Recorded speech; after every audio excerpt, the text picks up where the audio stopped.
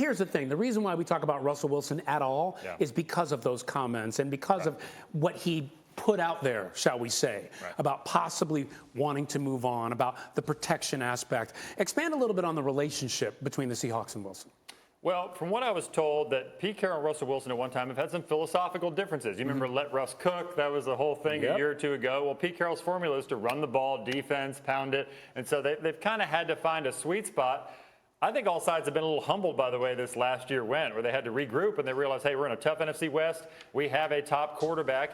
Let's see if we can make this work. Where before they've had trade discussions about Wilson with the Cleveland Browns, Chicago Bears, a few teams. So this has been looming for a while now. But, you know, I talked to one source over there who said, look, they could very much see Wilson having a big year because he's coming off, you know, sort of down year. And then in 2023, he'd be a year from free agency. He would have a ton of leverage to create exactly the scenario he wants. That's very interesting. And I like the fact that you mentioned that both sides have been humbled. So, Mike, that makes me think in many ways his value might be at its lowest, but still people value him. He's incredible. Yeah. So if he was traded or if there was a desire to go somewhere else by Russell Wilson, where would be the best fit, do you think? Oh, that's easy for me. It's the Pittsburgh Steelers. Yep. They have a championship defense.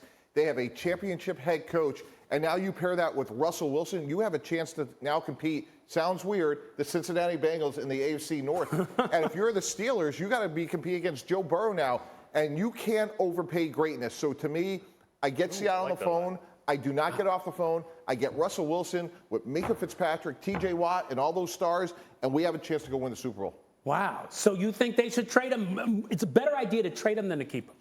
Well, if I look at it from Seattle, I'm a lot further away because you look at Arizona, the Super Bowl champion Rams, a really good 49er team. You are a ways away from being competitive. So if I could get 3-1s from the Steelers, if I'm Pete Carroll, even though I'm 70 years old, that's probably what's best for us. That is really incredible when you think about it. The Seattle Seahawks wanting to move on and finding it to be a better idea to move on from Russell Wilson. So, Sam, I got to ask you, do you agree with Mike T? Time to end the marriage between Seattle and Russ?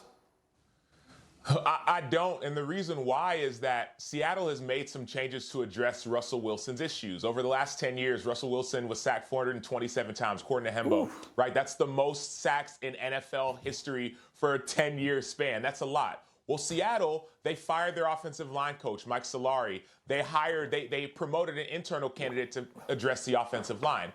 And so if I'm Seattle, I'm saying, okay, hey, Russ, we've improved our offensive line. Hey, Russ, we've improved our defense, a new defensive coordinator, a new associate head coach for defense. Russ, we're doing all the things that you're asking. Let's come here and compete. See, that's interesting. So, Mike, let me ask you about that, because in a sense, this is a little bit of, in a way, the Rodgers situation, right? Look, you complained, you had a problem, the numbers were there, you were getting sacked a lot. We brought in guys, we're doing things to try to change this around. To me, that signals that they want him there. What impact does that have, do you think, on Russell Wilson? You know, it's interesting, and I agree with Sacho's point, but here's the difference to me. Clearly, with Aaron Rodgers, Green Bay is a frontline Super Bowl contender. Seattle, to me, has more questions defensively, a couple of questions on the offensive line. So, to me, because of the strength of the Rams, the 49ers, and the Cardinals, you're still operating from a position of weakness, not strength. And that's why, if I'm Seattle, I have to ask myself the sober question is, should we be rebuilding? And now if I'm the Steelers, I'm like, this is a great opportunity because Russell Wilson is a million miles better than anybody in this year's draft. Yeah, real quick, Jeremy, on the Steelers, is this the kind of move that you think they'd like to make?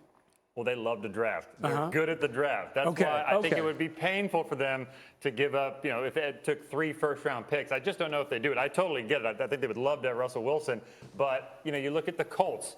It was so hard for them to give up even a conditional second-round pick for Carson Wentz because Chris Ballard loves to draft. Certain teams are like that. And, look, to your point about the NFC West, they're so loaded. I mean, I can't even imagine trying to rebuild in that division. You know, it was hard enough to win with Russell Wilson. If, you know, Pete Carroll's 70 years old. He has final say over personnel. I just don't know if he'd want to go with like a young rookie trying to compete with Matthew Stafford and all those teams in the NFC West. How would you even do it? Yeah. You know, Ryan, it's interesting. When you talk to some GMs around the league, you have to look at what Les Snead, you got to give him credit, what they just did, you know, with the Rams. And all of a sudden now, like, giving up a couple of first-round picks for Matt Stafford looks pretty good. So if I'm the Steelers, although I'm a very traditional conservative organization, again, I got a great coach, a great defense. Look how it worked out for the Rams. Yeah, all in is the way to win now at this point.